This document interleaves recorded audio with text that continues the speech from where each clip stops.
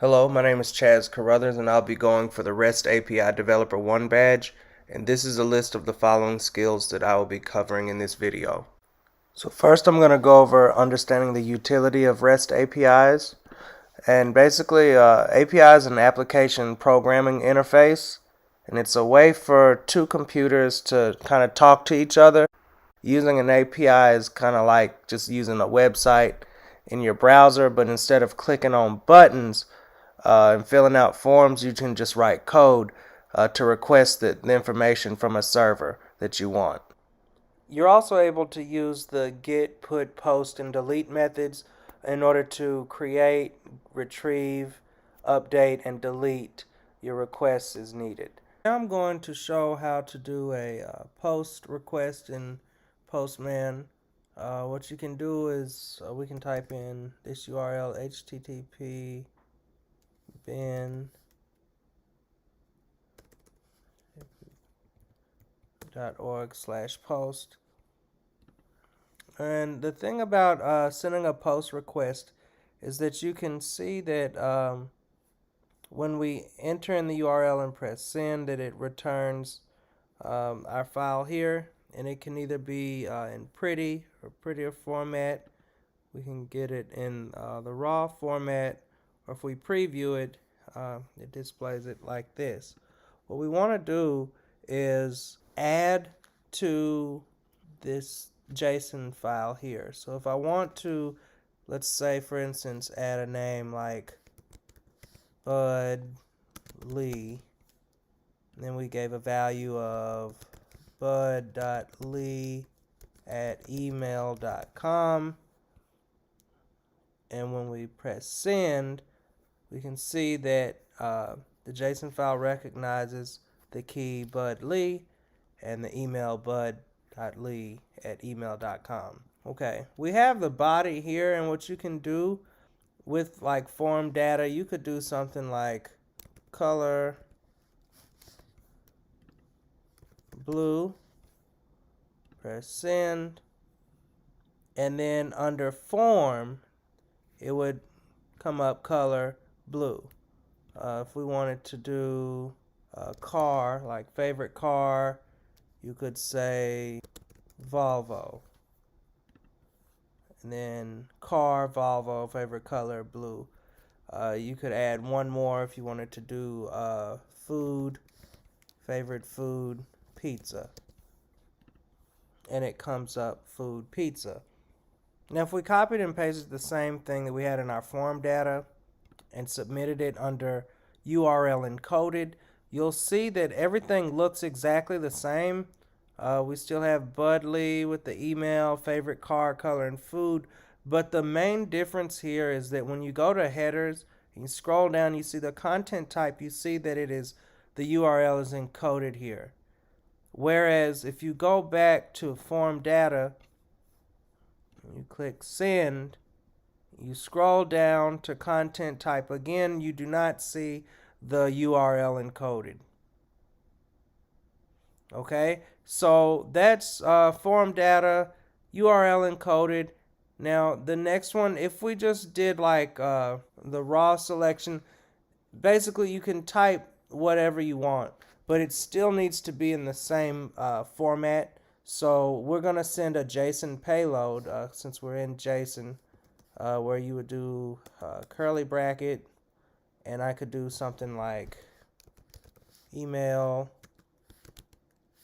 Well, we'll just do bud.lee@email.com.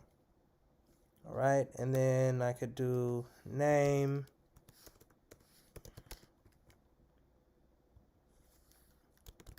Bud Lee.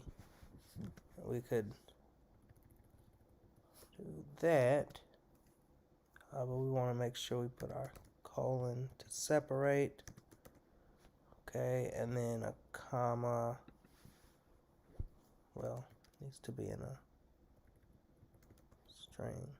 There we go.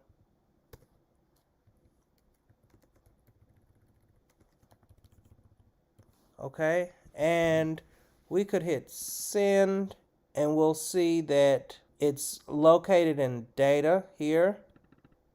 All right, so in our JSON payload, it recognizes that we have an email, bud.lee at email.com, and we have a name, Bud Lee. All right, and if we scroll down further, you'll see that it automatically compiled that in a JSON payload for us. Exactly what you see up here. So that's how you would do the JSON payload. Okay, so now I'm going to show you how you can use API keys to gain access to secure data. Here I've created a NASA API where it provides us with the picture of the day. And in order to get that information, you will first have to have registered your name and email address with NASA in order to get access to their API data. I've already done that previously, and you can go to api.nasa.gov in order to get this information, but you would just register here, and it doesn't usually take too long in order for them to return you with an API key. So the basic mock-up I have here is that we've got a title with NASA API. There'll be a button that you click on, and it will return the information using that API. And this is what it looks like here. If we look at our HTML, we have the button ID search, and that's what we're going to use in our JavaScript. So here's my JavaScript for the API, and it starts off with a variable called search button that's going to do a query selector on our button search. It's got the ID search from our HTML. I added an event listener to the button, and the button's going to run the function send API request once it's clicked. So when we click on the button, once the button is pressed, it's going to send an API request. From there, I have an asynchronous function that's going to fetch the data from the API. We have send API request to the NASA website using my API key here. It's going to fetch that data from the NASA website using that key, and once it does that, we'll have a JSON response. So the last part is that when we look at the API HTML, we've got a div ID of content. When we run the function use API data, we're going to select the div ID of content, and we're going to manipulate the DOM to where it shows the information within inside of that division. So we're going to grab the data and the explanation from our JSON file, as well as the picture, using the API key and the data from that website. All right, so when we run the file, our content shows up in this div here. So we've got the data that we got from our JSON file, the explanation, let's see, yes, the explanation will be here, and that's what's posted here from the data. We also have the image file here that shows up in the div as well. When we want to take a look at the API response, we can look at it through a utility like Postman, and Postman has what's called a response viewer, and a response viewer makes sure that the API responses that we see are correct. So if we go to Postman and we start a new request, we can just call it practice API response. We have to know that an API response consists of three things: the body, the header, and then a status code. So what we can do is we can type in the URL address for our NASA API,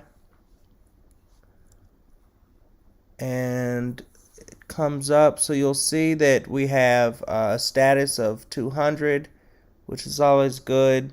When we look at the body, it can be viewed in different ways. This is the prettified version of our code. If we click on raw, this is the raw entire body of the text. Like the response is the entire body that comes back as a response. So this is the raw version of it. We also could use preview. Preview is really useful when calling a web page. Basically, what'll come back is just kind of like the bare bones of the website. No JavaScript or images show up on Postman as they are disabled. You just get, like I said, the bare bones of the website. All right, and if we wanted to once again take a look at the status, it's 200. The time it takes to load, 7 milliseconds. And here's the size. Since it is a part of a collection, we can save our response and just save it as an example there. And that's how we take a look at the API response. So here I have a list of HTTP status codes. You'll see that they've been categorized into 100s, 200s, 300s, 400s, and 500s. Just to talk about them very briefly, you have the informational, which will cover your 100 status codes. And if you ever receive one of those, it's just basically telling you that your request was received and that it was understood. If you get a 100 status code, then it's just telling the client to just hold off for a moment while the rest of the request continues to process. In the 200s, you get that. That's what you want. It's the status that it's okay, that your request was okay, it went through. And basically, you have some common ones in the 200s. I know there's a lot here, but 200 is the one that you want. It'll let you know that your request processed properly. But if you get a 201, it's related to your post call. It's also a success, but it's more related to your post call, whereas your 200 is related to, it could be get, post, put, or your put call. Let me see. A 204 is also a very common one. If you get 204, that's just saying that there's no content to display. Your request was properly sent to the application server, but there's no content to see. In the 300s, it's talking about redirection, and that's informational as well, but it deals more or less with a website having to be redirected to another website. It also could be SEO related as well. On the 400 and 500 side, it's divided up into two. Well, on the 400 and 500s, it's either going to be client error on the 400 if you receive that status code, or 500.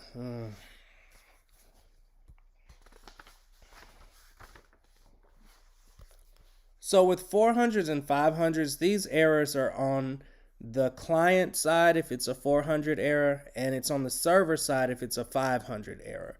And if it's on the client side, that's who's requesting the server. And if it's on the server side, basically the application server may not process the request well. So those will be categorized as 500 errors. The 404 not found is the most common one that we see with the 400s. But then some of these others, like if you sent a request and it was a bad request, you could get a 400. For a 401, if it says unauthorized, that just means that your username and password is incorrect. These errors on the 400 client side, that they can be corrected by the client. So if you correct the username or the password, it should go through. For the 500 errors, these are more on the server side. So those are things that cannot be corrected. So now I'm going to utilize JavaScript's built-in fetch to interact with the API to make an HTTP request. And I'm going to do that by using fake APIs, so to speak. We have one for get request, a post, a put, and a delete. So I started by typing in fetch, and then I included the argument which is the API endpoint here, this HTTP URL. And now I have fetch being passed in an argument as a URL. This is going to return a promise. So in order to do that, I have to type in .then. And after that, we have the basic response, the data that we'll get back from the server. From there, we can call a response return response.json. JSON will be the method that we'll use to parse our data, and it's going to return a object. And response.json is actually a promise, so what we need to do is chain that by using the .then. And it's going to start another callback, and we'll parse data. And from there, we can print this out, console log with data. And if I save it, so if we go to the HTML, we inspect it, we'll see that our get request brought back an array of 100, and this is all just fake data, but this is what it returns. So that's that. So now I'm going to demonstrate the post request, and all I have to do is just copy this, paste it here.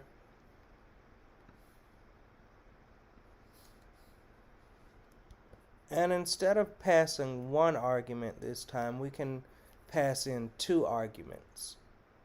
The first argument will be the URL that we're trying to hit, and the second argument that we're going to use will be our option.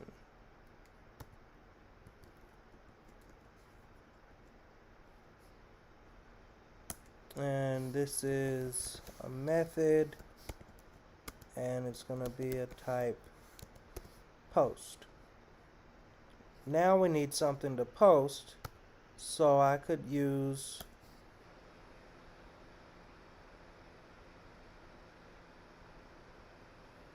I'm just going to post some made up fake data on the API. So now I can say body, and usually you send back data that's converted into JSON. So we'll say JSON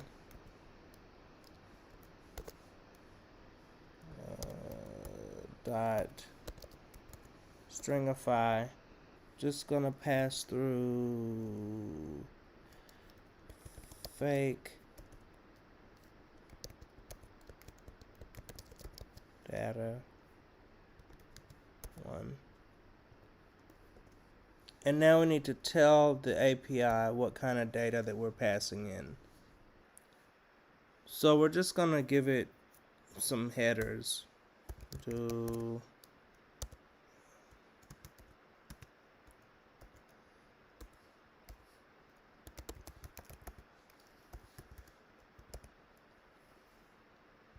content type, just something real basic.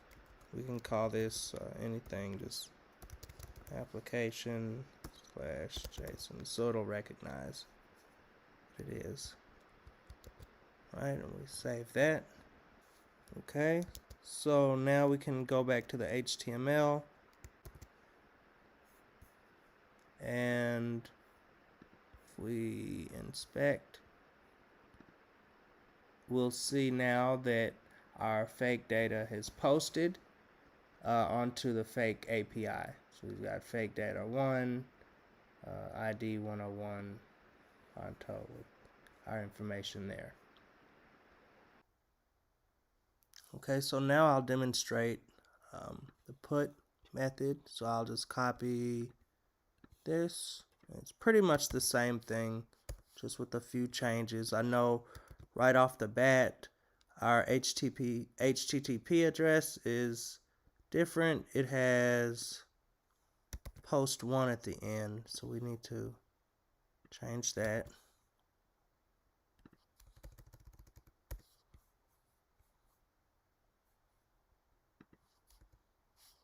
Okay, and we don't want to use the post method for this one. We want to use put, And just to change up the data some, we can just change this to 200. We give an ID of 1, and anything that needs to change, that's about it. Okay, so I can save it here. We can go to the HTML.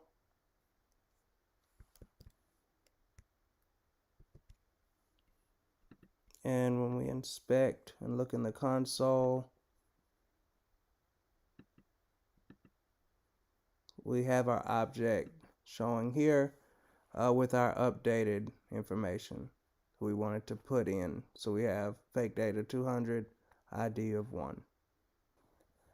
So for the method delete, this one is a little different. What we'll need to do is get rid of all of this, since we're not going to be putting anything new in.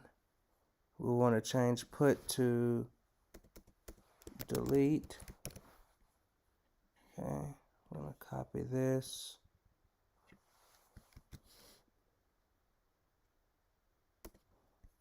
I'm going to paste it down here. Okay, and save it. And that's really it. We have the URL with the parameter of 1, and it's going to say that it wants to delete the ID of 1. So we can go to our HTML now, and when we inspect it, the object with the ID of 1 should now be deleted. Let's go to console, object, and it's no longer there. It's gone. So now I'm going to show how to use the get function inside of Ajax. And looking at this website here, I've created a button in the body of my HTML that says click me to get data. And then I have a p tag here that has the ID of test. So when we click on this button, we want to show just some information in a paragraph text.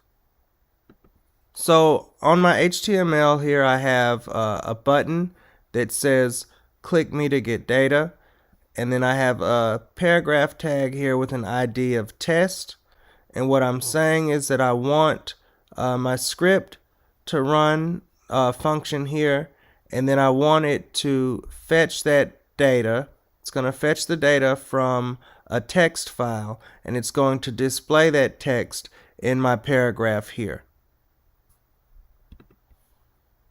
Here is the document that I've labeled test.txt, and it's just a simple text file that I used a William Shakespeare quote. And this is what we will use when we use the get function here for our Ajax. So here I've started in my JavaScript with my selector selecting the button, and then when it clicks, it's going to run the function to where we fetch or get the information from our text file. It's going to tell us the data and tell us the status. So when we select the paragraph, the ID that's labeled test, it's going to display the data on our HTML, and it's going to give us an alert status of success. So I've opened up the HTML site on a live server. When we click on the button, there's our alert that gives us the status of success. When we click OK, it returns the file from our text file.